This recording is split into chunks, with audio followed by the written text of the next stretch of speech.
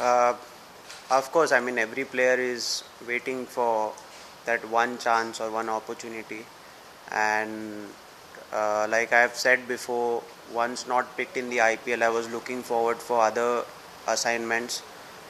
Important for me was to keep playing cricket. At that point of time, we were playing Ranji Trophy, uh, and Mumbai had qualified for knockouts.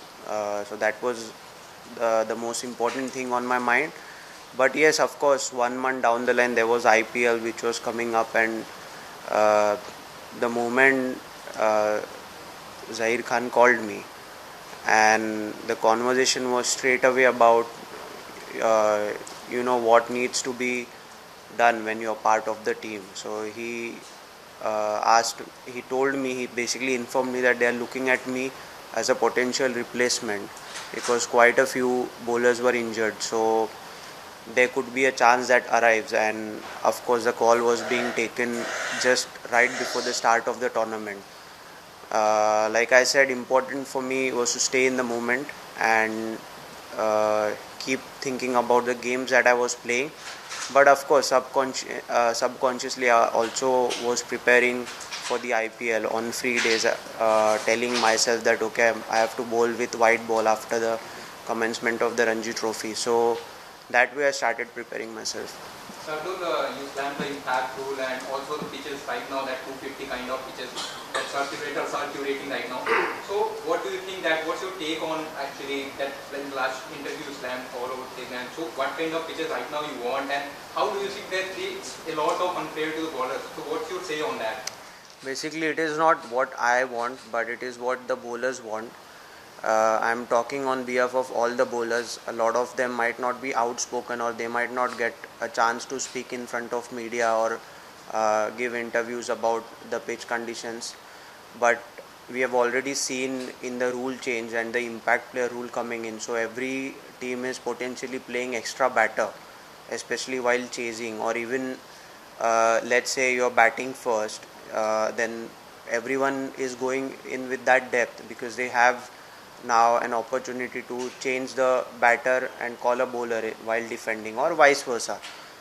So all that the bowlers are asking is to prepare the pitch in such a manner that the game hangs in balance, and it should not be just one sided where batters are coming and smashing us, because all we want is fair chance and fair opportunity in the game. Shardul, IPL 2023 4 matches 1 wicket, first 4 matches IPL 2024 first 4 matches 1 wicket, and in this IPL 2025 you just pick 4 wicket in just your 4 overs. So anything you change in the strategy or the bowling style or anything else? No, I haven't changed anything. I'm just playing with lot of freedom, and like I said in my uh, man of the match interview, that even I want to go hard at batters if they are trying to come hard at me. So that's the only psychology that I have right now. And also that you said in the last interview that when you signed the contract for the E6 this year, so I mean you hadn't signed, but there was the exception that if I get a chance in the IPL, then I won't play and IPL will be my preference. So you have the idea that yeah, I will make it to the IPL this time. That's why you make this exception to that contract. शाहज़ाद, आपने जैसे कहा कि impact player का जो rule आया वो गेंदबाजों के लिए ठीक नहीं लग रहा आपको, मतलब उससे नुकसान होता है गेंदबाजों को, तो क्या लगता है कि फेयर प्ले नहीं है इम्पैक्ट प्लेयर का इस तरह से आना गेंदबाजों के लिए? जी, इम्पैक्ट प्लेयर का आना तो एक एंटरटेनमेंट फैक्टर भी, और गेम्स काफ़ी चेंज होते हैं, लेकिन जो 250 से ज़्यादा रन बन रहे हैं, और स्पेशली ये रूल चेंज आने के बाद, वो सिर्फ ये रूल चेंज के वजह से नहीं है, बट जिस तरह से पिचेस भी बनाए जा रहे हैं उसके वजह से है. तो हम बस यही कह रहे हैं एज अ बॉलिंग यूनिट कि हमें फेयर एंड स्क्वायर चांस दो कि जहाँ पे हम बैट्समैन को भी आउट कर सकते हैं. शायद इसीलिए इंटरनेशनल T20 में इम्पैक्ट प्लेयर का नियम नहीं है. जी, उस पर तो मैं कमेंट नहीं कर सकता हूँ, वो तो ICC का डिपार्टमेंट है. जब पिचेस ज़्यादा टर्निंग होती हैं या बहुत ज़्यादा पिच को मदद करती हैं, तो there is a term that बोलते हैं कि डॉक्टरेट पिचेस हैं, बट जब ये पिचेस एकदम पूरी पाटा बनाई जाती हैं 250 से 260 के लिए, तो इसको भी डॉक्टरेट पिचेस ही बोलेंगे?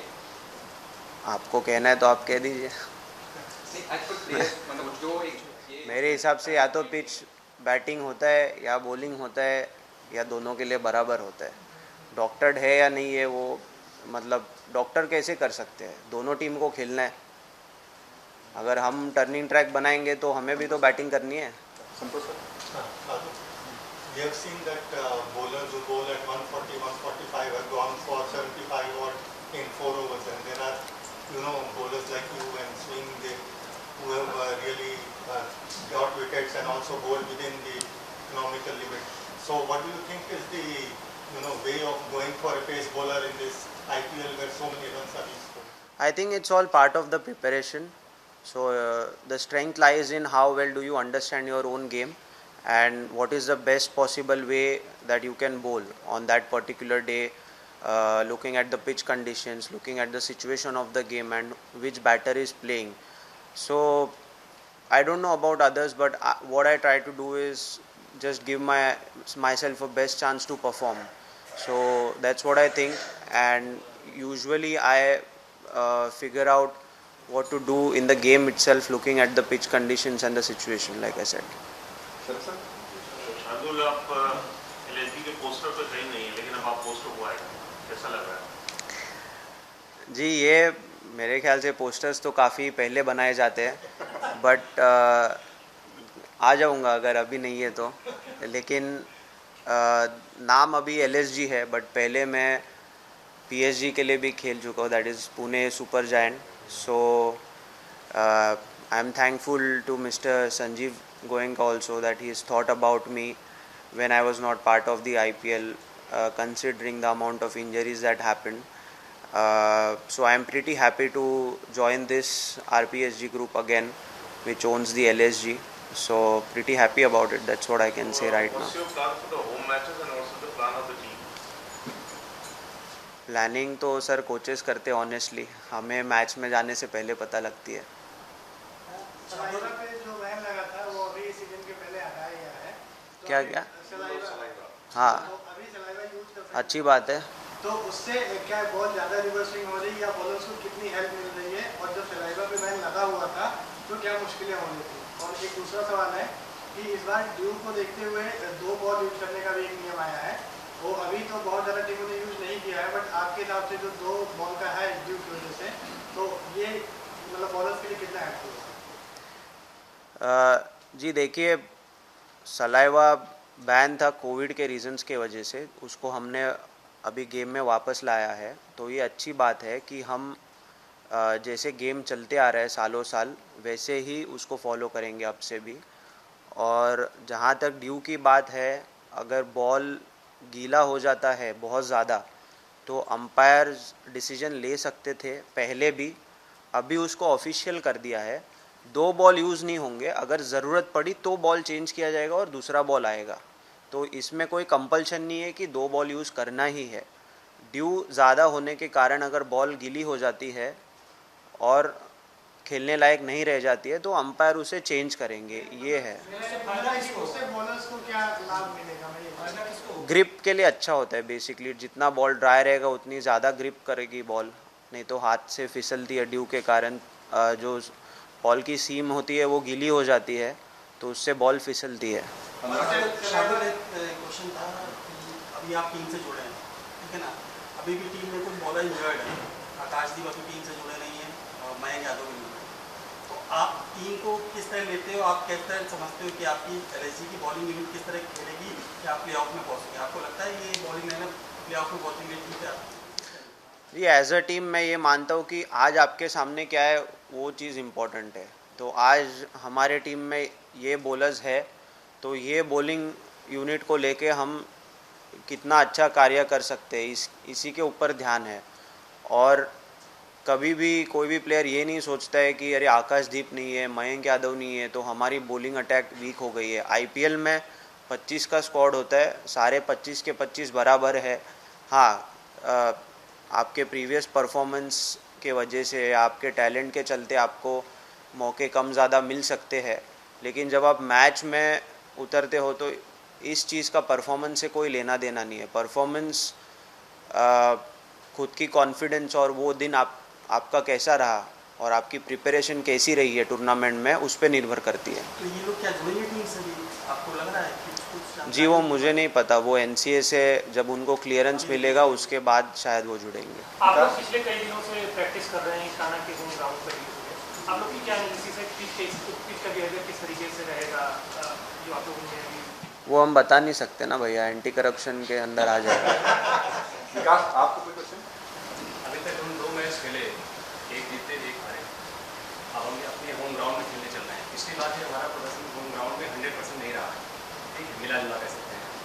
तो इस बार के लिए क्या रणनीति है, क्या हम सोच के चल रहे हैं?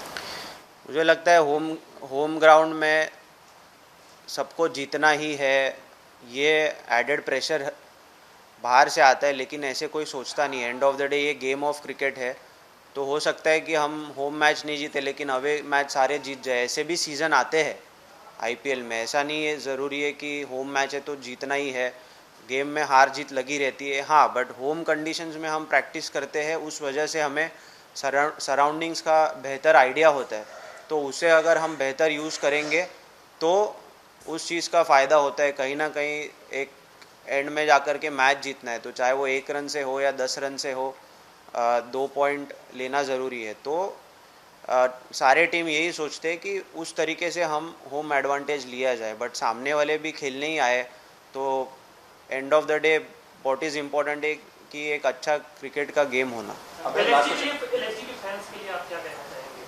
अब आप सीजन की शुरुआत करने जा रहे हैं। जी, लखनऊ में हम जब भी आते हैं तो हमने देखा है कि हॉस्पिटैलिटी कितनी अच्छी रहती है लोगों की। मतलब मेरे लिए तो काफ़ी अच्छा एक्सपीरियंस रहा है, एयरपोर्ट से उतरते और होटल में पहुंचने तक या ग्राउंड में भी सारे लोग काफ़ी प्यार से नमस्ते करते हैं, तो अच्छा लगता है।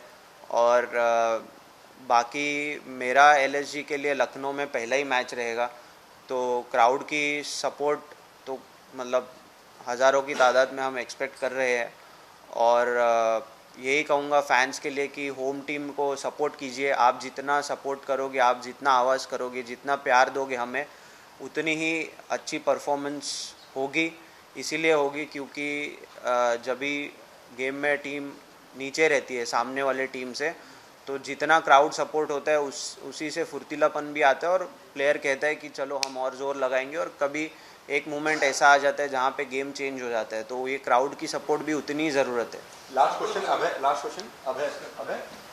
LSG की टीम को हम जब देखते हैं तो इसमें अर्शिन है, अंडरवेकर है, आवेश खान है, उसमें हम एक्सपीरियंस के अकॉर्डिंग से देखें तो सबसे ज़्यादा एक्सपीरियंस आपका है। हाँ। उसके बारे में बताइए कि आप अपने एक्सपीरियंस के बारे में उनसे बात करते, और उसी के साथ इंडिया के एक बहुत ही अच्छे बॉलर रहे हैं, उस टीम के कोच हैं मिस्टर ज़हीर खान, उनके बारे में मतलब क्या बातें रही हैं उनसे अब तक गाना के स्टेडियम को लेकर? ज़हीर खान जी से तो मुझे भी सीखने ही मिल रहा है, और 1-2 और फ्रेंचाइजी का भी कांटेक्ट हुआ था कि आप हमारे टीम में ज्वाइन होना चाहोगे क्या, लेकिन पहला मुझे सबसे पहले LSG ने पूछा और ज़हीर खान जी थे यहाँ पे, तो मैं भी यही सोचकर यहाँ पे आया कि मुझे उनसे भी सीखने मिलेगा, क्योंकि उनका जो एक्सपीरियंस रहा है IPL में इंडिया के लिए, वर्ल्ड कप जिताया उन्होंने, तो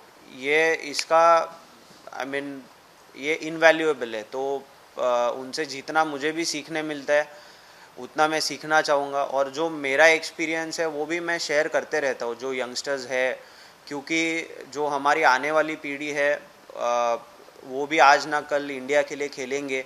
तो एंड ऑफ द डे तो हमें हमारे देश की टीम को अच्छा करना है, तो चाहे वो मेरा भी छोटा मोटा एक्सपीरियंस क्यों ना हो, वो मैं उनके साथ शेयर करते रहता हूँ। और मेरे जैसे कई और प्लेयर भी है, अर्शिन तो बैटिंग ऑलराउंडर है, ओपन करते हैं, तो वो निकोलस पूरन से भी बात करते हैं और बाकी ओपनर से भी बात करते हैं, मार्करम से, मिचेल मार्श से, कि वो कैसे पावर प्ले में बैटिंग करते हैं। वैसे राज मुझसे बात करते हैं, ज़हीर खान जी से भी बात करते हैं। तो और ये सारी चीज़ें वो अप्लाई भी करते हैं नेट्स में जाके प्रैक्टिस के दौरान, तो सीखेंगे। जब उनको मौका मिलेगा तो मैं यही होप करूँगा कि वो भी बहुत अच्छा करे। जो प्रैक्टिस मैच हम खेले उसमें दोनों ने अच्छा किया है, सारे यंगस्टर्स ने अच्छा किया है, हिम्मत ने भी अच्छा किया है, आर्यन जोएल ने अच्छा किया है, तो एज ए यूनिट मैं कहूँगा कि हम राइट डायरेक्शन में है और जब भी किसी को मौका मिलेगा सारे ही कॉन्फिडेंट है कि अच्छा करेंगे।